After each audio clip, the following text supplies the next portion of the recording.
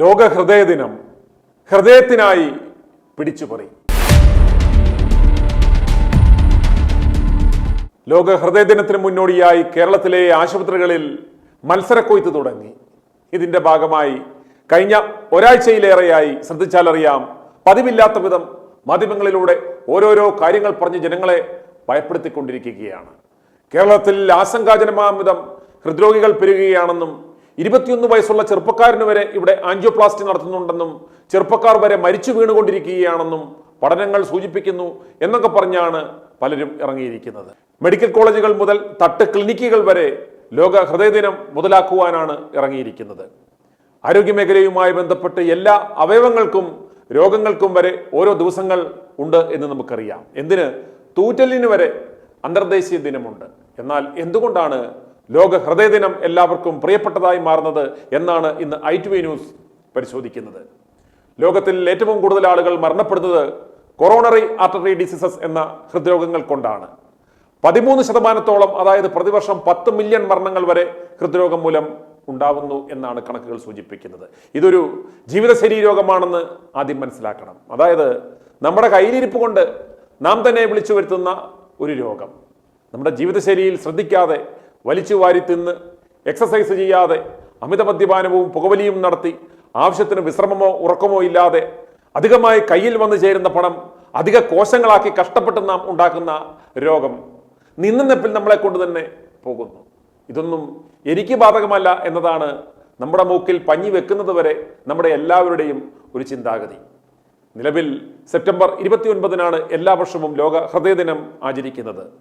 September 24, 2000-ലാണ് world heart ഫെഡറേഷന്റെ ആഭിമുഖ്യത്തിൽ ലോകത്താദ്യമായി world heart day ആചരണം തുടങ്ങിയത്. കാർഡിയാക് വാസ്കുലർ ഡിസീസസിനെ കുറിച്ച് ജനങ്ങൾക്ക് അവബോധം ഉണ്ടാക്കുന്നതിനായി ആണത്രേ ഓരോ വർഷവും ഒരു തീം ഉണ്ടാക്കി ആചരിച്ചു വരുന്നത്. ഇത്തവണ എക്സർസൈസിനുള്ള പ്രാധാന്യം എടുത്തു പറഞ്ഞുകൊണ്ടാണ് ലോക ഹൃദയ ദിനം ആഘോഷിക്കുവാൻ ആഹ്വാനം ചെയ്തിട്ടുള്ളത്. നിങ്ങൾ കേരളമെമ്പാടുമുള്ള ആശുപത്രികൾ ഒന്ന് ശ്രദ്ധിച്ചാൽ മനസ്സിലാവും, അവരുടെ കച്ചവടത്തിന്റെ വ്യാപ്തി അനുസരിച്ച് വലിയ വലിയ പരിപാടികളാണ് ഈ ദിനത്തോടനുബന്ധിച്ച് ഓരോരുത്തരും ആസൂത്രണം ചെയ്തിരിക്കുന്നത്. നമ്മളൊരു കാര്യം മനസ്സിലാക്കേണ്ടത്, വേൾഡ് ഹാർട്ട് ഫൗണ്ടേഷനും ലോകാരോഗ്യ സംഘടനയും സർക്കാരും ഡോക്ടർമാരുടെ സംഘടനകളും എല്ലാം ഇത്രയേറെ വർഷങ്ങൾ അവബോധ പരിപാടികൾ, ക്യാമ്പുകൾ, സെമിനാറുകൾ, ജേണലുകൾ, CME-കളൊക്കെ നടത്തിയിട്ടും എന്തുകൊണ്ടാണ് ഇവിടെ ഹൃദ്രോഗികളുടെ എണ്ണം കുറയാത്തത്, പെരുകുന്നത്? എന്തുകൊണ്ട് ഹൃദ്രോഗ വ്യാപനങ്ങൾ തടയുവാൻ സാധിക്കുന്നില്ല?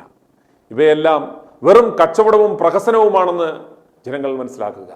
ഒരു ആശുപത്രിയെ സംബന്ധിച്ചിടത്തോളം ഏറ്റവും ലാഭകരമായ ഡിപ്പാർട്ട്മെന്റ് ഏതെന്ന് ചോദിച്ചാൽ ഞാൻ പറയും ഡിപ്പാർട്ട്മെന്റ് ഓഫ് കാർഡിയോളജി എന്ന്. മെഡിക്കൽ കാർഡിയോളജി, അതായത് മെഡിക്കൽ മാനേജ്മെന്റ്, മരുന്ന് കൊണ്ടുള്ള ചികിത്സ നടത്തുന്ന വിഭാഗം. 2, കാർഡിയോ തൊറാസിക് സർജറി വിഭാഗം, ഹാർട്ട് സർജറികൾ നടത്തുന്ന വിഭാഗം. അതുപോലെ ഇന്റർവെൻഷണൽ കാർഡിയോളജി, അതായത് ആൻജിയോപ്ലാസ്റ്റി പോലെയുള്ള ചികിത്സ നടത്തുന്ന വിഭാഗം. പീഡിയാട്രിക് കാർഡിയോളജി എന്ന കുട്ടികളിലെ ഹൃദ്രോഗബാധ ചികിത്സിക്കുന്ന വിഭാഗം ഒക്കെയാണ് ഈ വിഭാഗത്തിലെ ചികിത്സാ വിഭാഗങ്ങൾ. ഇതുകൂടാതെ ECG, lab, echo, TMT, angiogram, lab ടെസ്റ്റുകൾ വഴിയും ഫാർമസികൾ വഴിയും വലിയൊരു വരുമാനം ആശുപത്രിക്ക് ലഭിക്കും. കേരളത്തിലെ ഒരു കാർഡിയോളജി യൂണിറ്റിൽ നിന്നും ശരാശരി 2 കോടി രൂപ മുതൽ 15 കോടി രൂപ വരെ ബില്ലിംഗ് ഉള്ള ആശുപത്രികൾ ഈ കേരളത്തിൽ ഉണ്ട് എന്ന് മനസ്സിലാക്കുക. കാശ് വാരുവാനുള്ള കഴിവനുസരിച്ച് പ്രതിമാസം 7.5 ലക്ഷം മുതൽ 75 ലക്ഷം രൂപ വരെ പ്രതിമാസ ശമ്പളവും കട്ട്സും ഇതിനു പുറമെ മരുന്ന് കമ്പനികളിൽ നിന്ന് ഇൻസെന്റീവും മേടിക്കുന്ന കാർഡിയോളജിസ്റ്റുകൾ നിരവധി ഈ കേരളത്തിൽ ഉണ്ടെന്ന് നിങ്ങൾ മനസ്സിലാക്കുക. ഇന്ന് ലോക ഹൃദയ ദിനം എന്ന് പറയുന്നത് ഈ ആശുപത്രികൾക്കായി രോഗികളെ ഉണ്ടാക്കുന്നതിനും പിടിക്കുന്നതിനുമുള്ള ഇവന്റുകളാണ് എന്ന് മനസ്സിലാക്കുക. ഈ ദിവസത്തിന് മുന്നോടിയായി മാധ്യമങ്ങളിലൂടെ വാർത്തകൾ കൊടുത്ത് ജനങ്ങളിൽ ഒരു ഭീതി സൃഷ്ടിക്കുന്നു.